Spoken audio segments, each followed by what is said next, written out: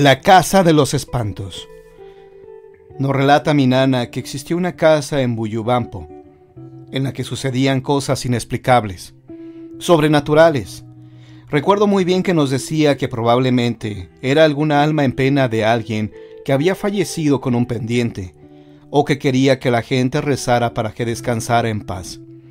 De día o de noche la mesa, sillas o puertas se movían solos. Por las noches se escuchaban ruidos en los cuartos, murmullos y llantos.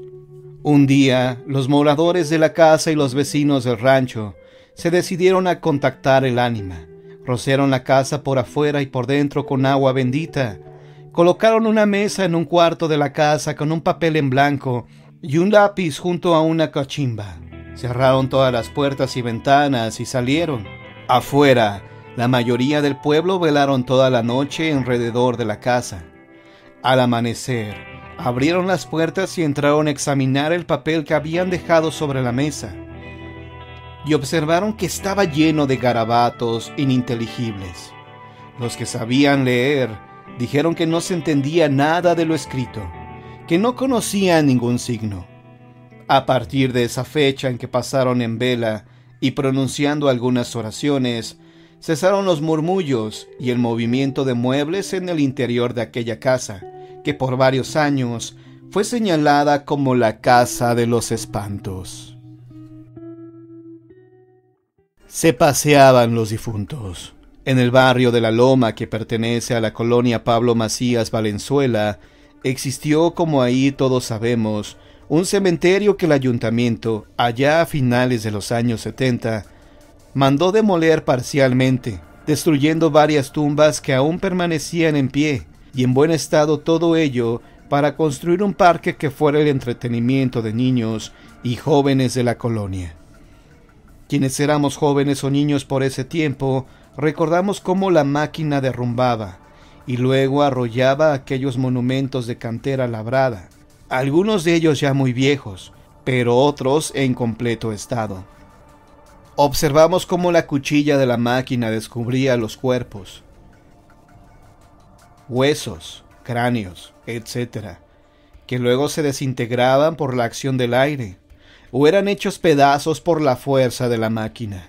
Ya terminado este parque, se convirtió en el lugar preferido de los vecinos para pasar las tardes, y hasta parte de las noches viendo jugar a los niños en los columpios, o en reñidos partidos de fútbol o voleibol a los jóvenes.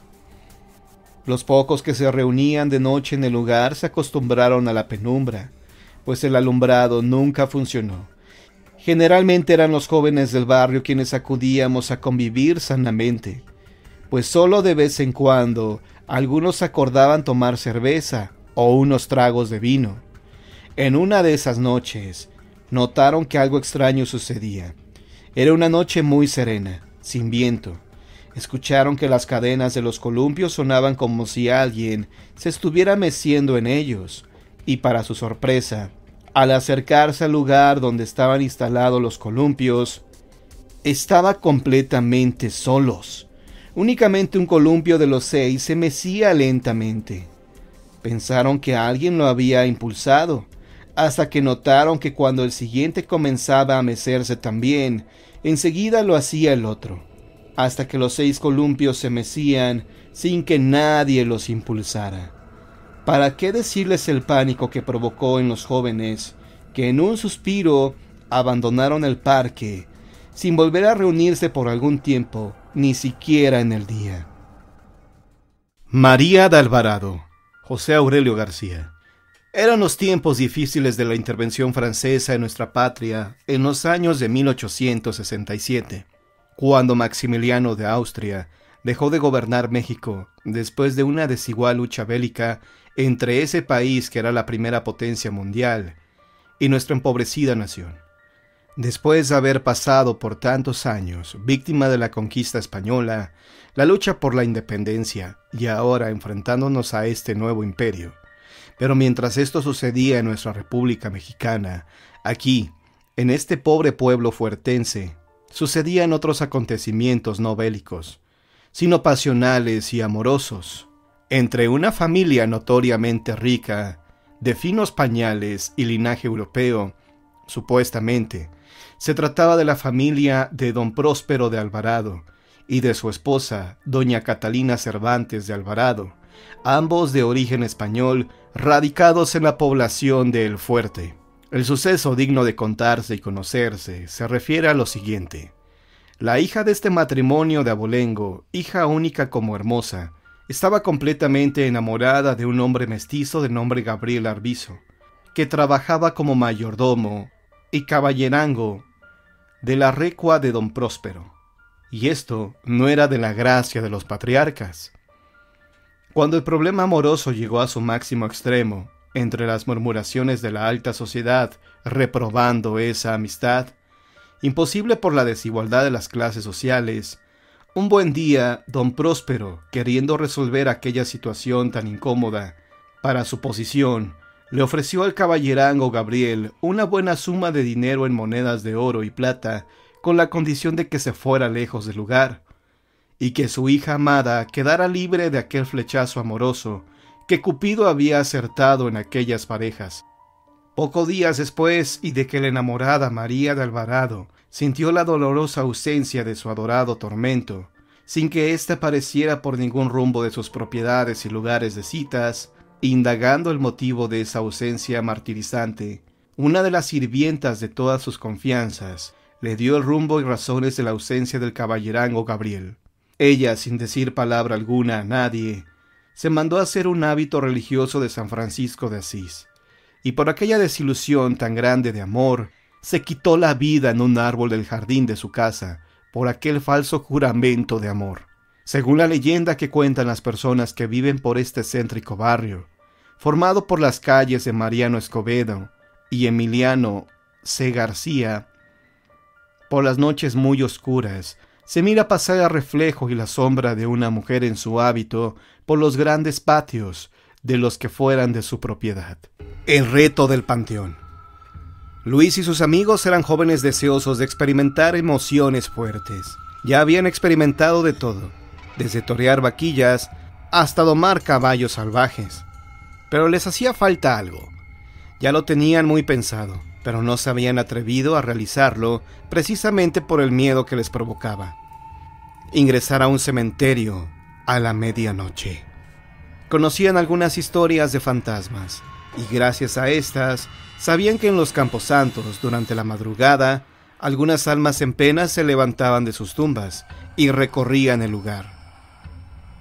Faltaban pocos días para celebrar el Día de Difuntos en México, fecha en que los difuntos regresan del más allá para visitar a sus familiares.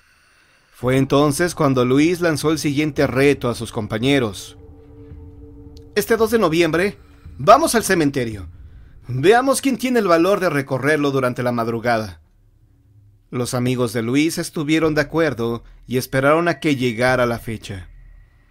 La noche del 2 de noviembre, los jóvenes se dirigieron al cementerio local. Todos iban muy emocionados, pues era una noche perfecta para experimentar el miedo. Caía un poco de lluvia y soplaba el viento con fuerza. Al llegar al camposanto, los amigos se miraron entre sí, para ver quién sería el valiente. ¿Y si vamos todos?, preguntó con cierto temor uno de los chicos, pero Luis no estuvo de acuerdo. Debe ir uno solo y llegar a lo más profundo del panteón. Por un momento todos guardaron silencio, tal vez porque estaban esperando que un valiente tomara la iniciativa, o porque nadie se atrevía a aceptar el reto. Parecía que por primera vez regresarían a sus casas como unos cobardes.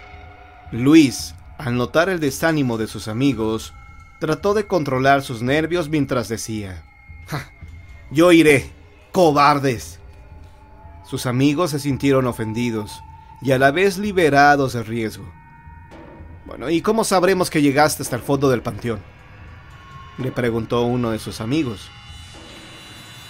«Podrías entrar y solamente avanzar un poco». Esto lo preguntaron por una razón. Luis solía alardear de proezas solo sucedidas en su imaginación. «Colocaré mi daga en una de las criptas del fondo. Ustedes en la mañana podrán verla y así sabrán que lo hice». Dicho esto, Luis se dirigió hacia el cementerio y trepó la barda, la cual no medía más de 2 metros de altura. Los amigos esperaron unos minutos a Luis, pero se marcharon en cuanto el clima empeoró. Luis, al ingresar al cementerio, quiso vencer sus miedos, pero conforme se acercaba a lo más profundo de este, comenzó a escuchar algunos lamentos, algunos alaridos que no sabía de dónde venían exactamente. Tenía mucho miedo. Pensó en retirarse, pero sabía que quedaría como un cobarde ante sus amigos, así que continuó avanzando. Conforme él caminaba dentro del cementerio, sentía que alguien o algo lo vigilaba y que cada vez estaba más cerca de él.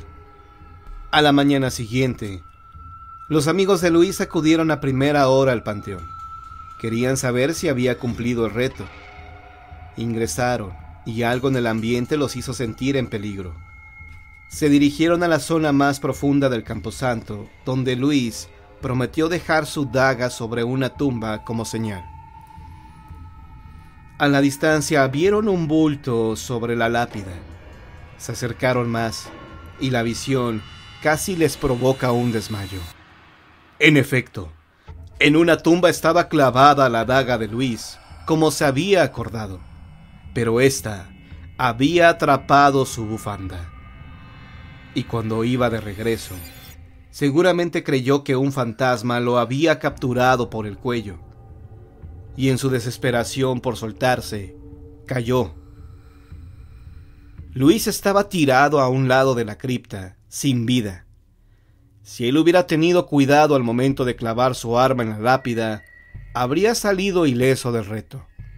Pero su imaginación le jugó una mala pasada, y creyó que un fantasma lo había capturado. Y esto fue lo que provocó que él muriera de un infarto.